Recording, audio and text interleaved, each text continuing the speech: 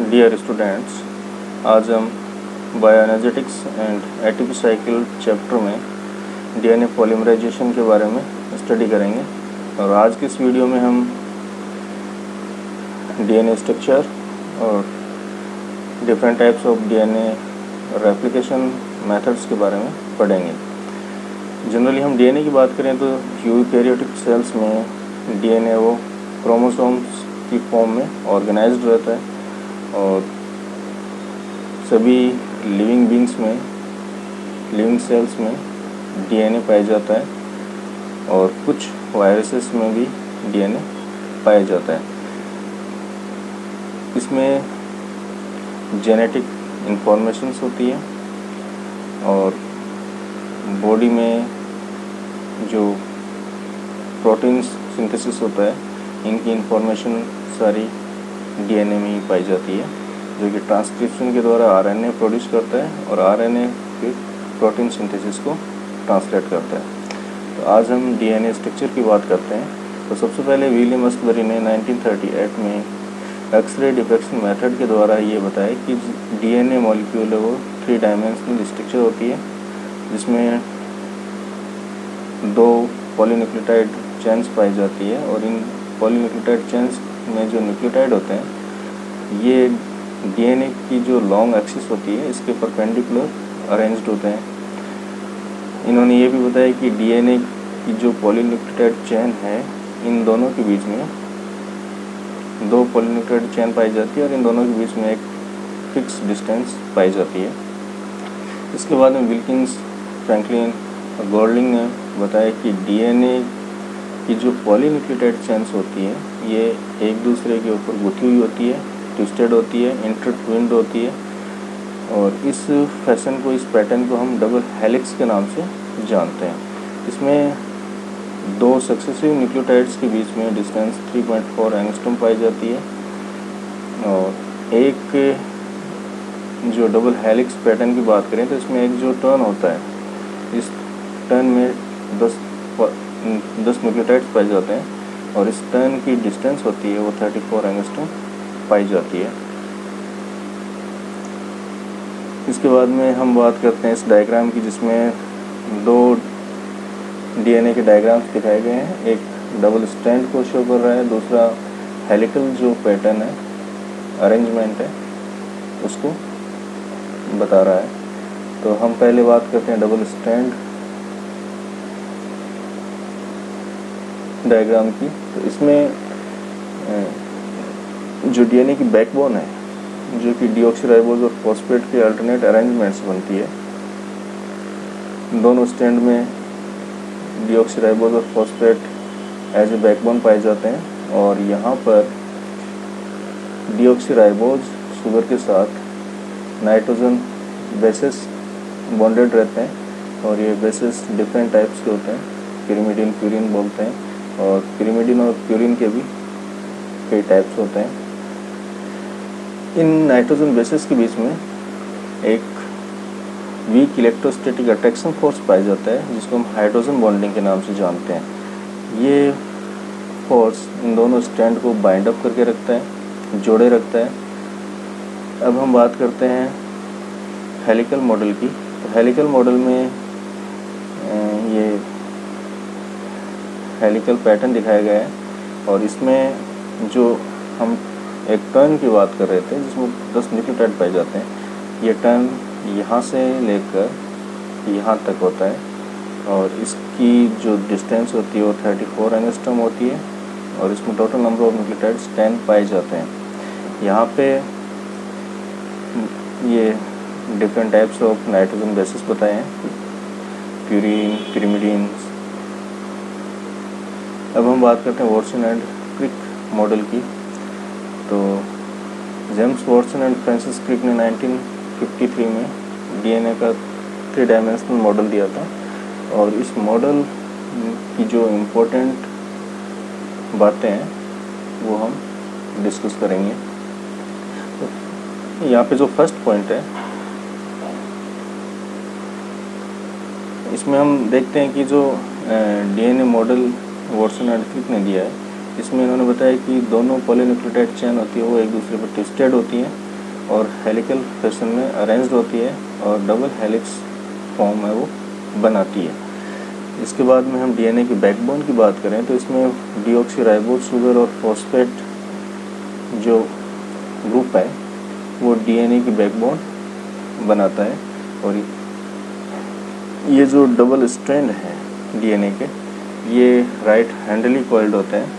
अब हम बात करें नाइट्रोजन बेसिस की, तो दोनों पॉलीन्यूक्लियोटाइड चेन्स जो आपस में नाइट्रोजन बेसिस के हाइड्रोजन बॉन्ड्स के द्वारा जुड़ी हुई होती है, इनके बीच में हाइड्रोजन बॉन्डिंग पाई जाती है और इनका जो पेयर होता है नाइट्रोजन बेसिस का वो फिक्स होता है, वो वेरी नहीं करता। एक पिरिमिडीन बेस है वो एक प्यूरिन बेस के साथ बॉन्डेड रहता है हाइड्रोजन बॉन्डिंग के थ्रू। तो इनकी जो पेयरिंग है वो इस प्रकार से है, एडेनिन थायमिन के साथ बॉन्डेड रहता है, जबकि ग्वेनिन है वो साइटोसिन के साथ बॉन्डेड रहता है। यहाँ पे एडेनिन और ग्वेनिन प्यूरिन बेसिस है, थायमिन और साइटोसिन पिरिमिडिन बेसिस है। अब यहाँ पे पिरिमिडिन और प्यूरिन की स्ट्रक्चर दिखाई गई है। इन दोनों में सिमिलरिटी ये है कि ये दोनों ही एरोमेटिक हेटेरोसाइक्लिक ऑर्गेनिक कंपाउंड्स होते हैं। जहाँ पिरिमिडिन में एक सिंगल रिंग पाई जाती है, वहीं प्यूरिन एक फ्यूज्ड रिंग कंपाउंड होता है, जिसमें एक पिरिमिडिन रिंग होती है और एक से फ्यूज्ड एक इमिडाजोल रिंग पाई जाती है।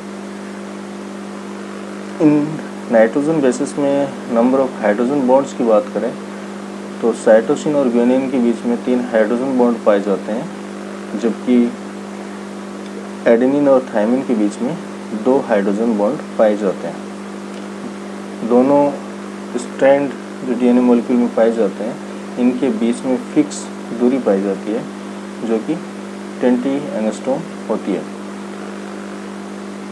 इस डीएनए मॉडल को हम एक सिंपल एग्जाम्पल के द्वारा समझें तो हम इसको एक सीढ़ीनुमा स्ट्रक्चर मान सकते हैं, जिसमें जो बेनिस्टर्स होते हैं वो डीऑक्सीराइबोज शुगर और फॉस्फेट मॉलिक्यूल के बने हुए होते हैं और इनका अरेंजमेंट होता है डीऑक्सीराइबोज शुगर और फॉस्फेट ग्रुप या मॉलिक्यूल का, वो अल्टरनेटिव पैटर्न में होता है। और जो स्टेप्स होते हैं वो नाइट्रोजन बेसिस के पेयर के बने हुए होते हैं और इन नाइट्रोजन बेसिस के जो पेयर होते हैं, इनके बीच में 2 सक्सेसिव नाइट्रोजन बेसिस पेयर में या स्टेप्स के बीच की दूरी की बात करें तो वो 3.4 एंगस्ट्रॉम पाई जाती है और दोनों सक्सेसिव स्टेप्स में 36 डिग्री का एंगल पाया जाता है। तो एक कंप्लीट टर्न की बात करें तो यहाँ पे 2 सक्सेसिव स्टेप्स के बीच में 36 डिग्री एंगल पाया जाता है। तो यहाँ पे 360 डिग्री एंगल होने का मतलब है यहाँ पे 10 स्टेप्स इंक्लूड होगी, मीन्स 10 न्यूक्लियोटाइड्स एक कंप्लीट टर्न में पाए जाते हैं और इस कंप्लीट टर्न की जो लेंथ होगी वो 34 एंगस्ट्रॉम होगी।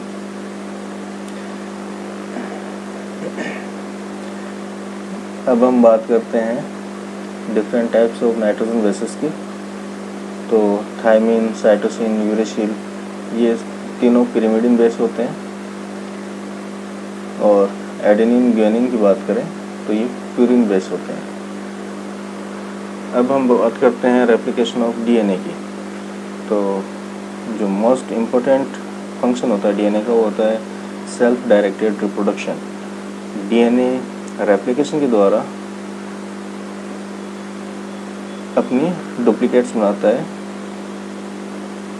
अपनी कॉपीज बनाता है और ये different types of replication methods के अकॉर्डिंग अलग अलग टाइप्स की होती है।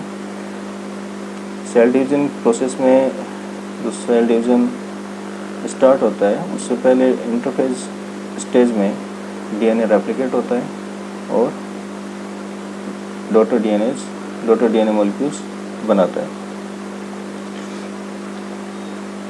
The process by which the parent DNA molecule gives rise to 2 exactly similar sister DNA molecules is called replication of DNA. यहाँ पे Watson and Crick model show किया गया है और इस मॉडल में दो प्रकार की ग्रूव्स बताई गई हैं, एक माइनर ग्रूव्स है, एक मेजर ग्रूव है और एक टर्न यहाँ से लेकर यहाँ तक कंप्लीट होता है जिसमें 10 न्यूक्लियोटाइड्स पाए जाते हैं और लेंथ होती है वो 34 एंगस्ट्रॉम होती है। दो सक्सेसिव न्यूक्लियोटाइड्स के बीच में दूरी की बात करें या स्टेप्स के बीच में दूरी की बात करें तो वो होती है 3.4 एंगस्ट्रॉम। दोनों स्टैंड्स के बीच में दूरी की बात करें तो ये होती है 10 एंगस्ट्रॉम। अब हम बात करते हैं different types of replication methods की। तो यहाँ पे 3 मेथड्स हैं वो डिस्कस करेंगे, कंजर्वेटिव मेथड, डिस्पर्सिव मेथड और semi conservative method. Conservative method में डीएनए जो फर्स्ट रेप्लिकेशन के बाद में 2 डॉटर डीएनए बनाता है, उनमें एक डीएनए होता है वो बिल्कुल पेरेंट डीएनए की कॉपी होती है, वो पेरेंट डीएनए होता है, जबकि दूसरा जो डॉटर डीएनए है वो बिल्कुल न्यू स्टैंडर्ड डीएनए होता है जिसमें दोनों स्टैंड होते हैं वो नए होते हैं। डिस्पर्सिव मेथड की बात करें तो इसमें जो पेरेंट मॉलिक्यूल जो डीएनए मॉलिक्यूल है वो डिसइंटीग्रेशन के द्वारा ब्रेक डाउन होता है और टूटने के बाद जो न्यूक्लियोटाइड्स होते हैं वो डॉटर डीएनए में मिक्स हो जाते हैं। तो ये न्यू न्यूक्लियोटाइड्स और ओल्ड जो पेरेंट डीएनए के न्यूक्लियोटाइड्स हैं उनका एक कॉम्बिनेशन होता है और ये कॉम्बिनेशन वेरी करता है। अब हम बात करते हैं सेमी कंजर्वेटिव मेथड की। तो सेमी कंजर्वेटिव मेथड में जो पेरेंट डीएनए होता है वो रेप्लिकेशन के द्वारा, फर्स्ट रेप्लिकेशन के द्वारा जो डॉटर डीएनए 2 कॉपी बनाता है उसमें दोनों डीएनए डॉटर डीएनए में एक ओल्ड पॉलीन्यूक्लियोटाइड चेन होती है जबकि एक न्यू सिंथेसाइज्ड न्यूक्लियोटाइड चेन होती है। डायग्राम में हम बात करें तो ये सेमी कंजर्वेटिव जो मेथड है उसको शो किया गया है। इसमें यहाँ पे ये original parent molecule DNA molecule है, पहले रेप्लिकेशन के द्वारा, फर्स्ट रेप्लिकेशन के द्वारा 2 डॉटर डीएनए मॉलिक्यूल फॉर्म किए जिनमें से दोनों में एक जो पॉलीन्यूक्लियोटाइड चेन है या स्टैंड है वो ओल्ड है और एक जो पॉलीन्यूक्लियोटाइड चेन या स्टैंड है वो न्यू सिंथेसाइज्ड है, दोनों में सेम है। अब हम इसकी बात करें तो ये सेकंड जनरेशन डॉटर मॉलिक्यूल्स में यहाँ पे 2 टाइप्स के बनाता है, एक जिसमें